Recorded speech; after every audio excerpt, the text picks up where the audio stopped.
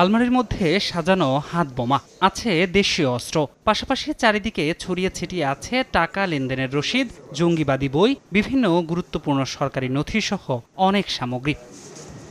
ধানমন্ডি 5/এর অবসর ভবনের চতুর্থ তলা। এখানেই প্রায় ৮ বছর ধরে গোপনে নিজেদের কেন্দ্রীয় ও মহানগর কার্যালয় গড়ে তুলেছিল জামায়াতে ইসলামী। বিভিন্ন স্থান থেকে জামায়াতের ৩ নেতাকে গ্রেফতারের পর এই অফিসটির তথ্য পায় পুলিশের কাউন্টার টেরোরিজম ইউনিট। অভিযান চালিয়ে উদ্ধার করা হয় ১১টি হাতবোমা সহ দেশীয় অস্ত্র।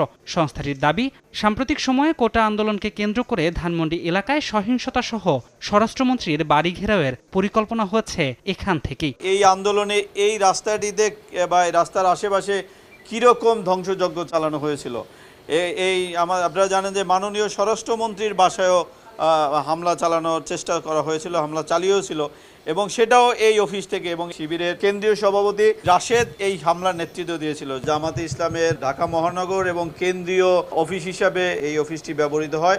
এই অফিস থেকে কিভাবে বের হয়ে যাবে পুলিশের উপস্থিতি টের পেলে তার একটি গোপন সুড়ঙ্গপথ এখানে তারা স্পষ্ট তৈরি করে রেখেছে। এই অফিস থেকে পরিকল্পনার পর সহিংসতাকারীরা শিক্ষার্থীদের সঙ্গে মিশে গিয়েছে বলেও দাবি সিটিটিসির। আছে সংশ্লিষ্টতার নথিও। এই অফিস থেকে এমন কোনো নথি পেয়েছেন কিনা যে ছাত্রদের সাথে তারা যোগাযোগ করেছে? হ্যাঁ, আমরা এরকম কিছু নথিপত্র পেয়েছি আমরা এখান থেকে, এবং তাদের মোবাইলেও তারা যে সকল নির্দেশনা দিয়েছে, তাদের গ্রেপ্তারের সময় আমরা তাদের যে ডিভাইসটা সাথে পেয়েছি, সেখান থেকেও আমরা প্রচুর তথ্য পেয়েছি। দেশের হোক দেশের বাইরে হোক, যেখান থেকেই অর্থ এসে থাকুক, সকলকেই আইনের আওতায় আনা হবে, সকলকেই শনাক্ত করা হবে। অভিযানে জামায়াতে ইসলামীর কর্মকাণ্ডে আর্থিক যোগান দেয়া অর্থদাতাদের তথ্য পাওয়া গিয়েছে বলেও জানায় কাউন্টার টেরোরিজম ইউনিট। ধ্রুব ব্যানার্জি, সময় সংবাদ, ঢাকা।